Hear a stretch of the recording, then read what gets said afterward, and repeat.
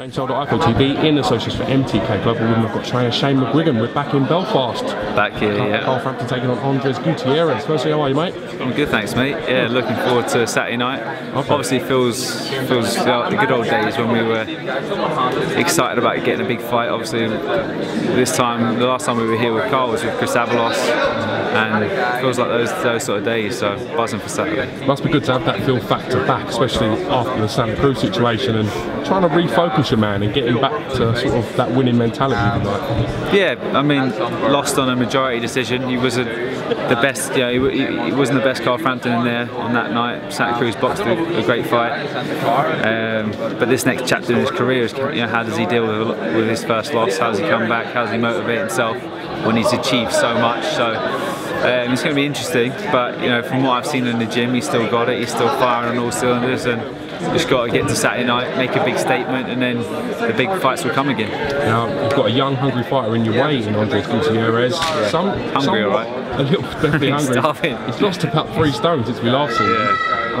In some ways, a little bit of an unknown quantity, but in boxing circles, quite a respected young fighter coming through. Do you expect Carl Frampton to deal with him comfortably, or are you expecting a sort of life and death situation?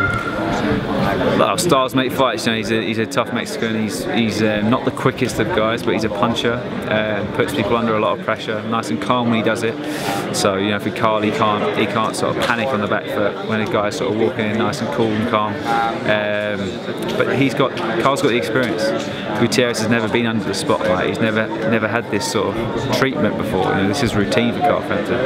When it comes to Saturday night, I think we'll see. He might rise to the occasion or not, but I know that just his natural style versus Carl's style, we couldn't have a better opponent in terms of to showcase what Carl Frampton's all about.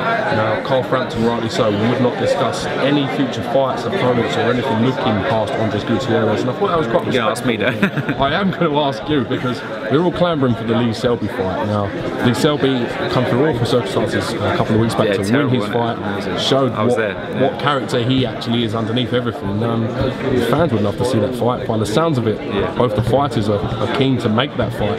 Could we see Carl Frampton, Lee Selby before the end of the year? I think so. I mean, to be honest, we do have to sort of see where it all sits after this fight.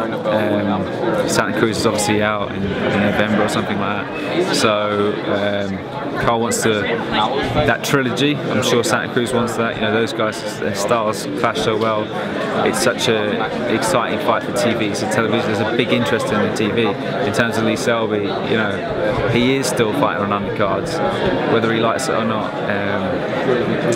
Does that world title strap make any difference? Yeah, potentially. But we're after names, and that's the thing. And also, you got Carl's focus has ever since he lost is to avenge that defeat. So whether that comes next and Selby comes after Santa Cruz, or whether Selby comes first, but as he stated and as Dad stated in the press conference as well, we have got Andres Gutierrez, who's a tough 22, 23-year-old guy who's had loads of fights, can really fight. It's a tough night of work for anyone. He's been avoided by a lot of people on the way up. He was a super bantamweight a while ago, looked after by Canelo, and then missed the weight a few times, lost on a close decision to Christian Juarez. But he's a serious operator. This is his world title fight. He's up for it. If he beats Carl Frampton, the world's his oyster. So for us, it's just get through Saturday night and then look at the fights after that. But definitely not ruling out Lee Selby. I mean, look, Carl wants to fight the biggest names, and him and Dad and myself, we all sit down afterwards and see where we go from here. Now, I want to talk a little bit about George Groves. He has entered the World Boxing Super Series, which is picking up a lot of steam and momentum. It's becoming highly thought of as a tournament, especially with the competitors that are in it. Yeah. How did you guys come about the decision to enter that tournament? Well, he's here. I think George, he's probably up in his room somewhere, but he's been over in Belfast, so I'm sure you should get an interview with him. But in terms of, he's got his own team. George, he's looked after by the Sowlands. Sowlands are heavily involved with the World Super Series, so and it made sense. It's kind of like we're the guinea pigs, the first people that do it. We're the guinea pigs with a trial, and they're throwing around a lot of money. George is obviously the only guy that's in the super middleweight division that's bringing in a belt. and it made sense. You know, James DeGale was going to be out for a while with that shoulder injury. Callum Smith obviously won that Anthony Jarrell fight. They were going to fight at the first, the other quarterfinal, so like on the opposite end. So then it would be like the WBA super belt and then the WBC, and then there would be a unification at the top. Anthony Jarrell pulled out, don't know what happened there, but Callum Smith's sort of still in it, so big names, guaranteed money, it makes sense. He's gone in as #1 seed. Was it a conscious decision, having first choice, to pick Jamie Cox? Did he speak tactically with yourself? Yeah, we talked about it, and I just think, you know, it's a mark of who George Groves is. You know, Jamie Cox is a good fighter. You know, he's a hard puncher, quick, a hard night's work for anyone. So for us, you know, we had to.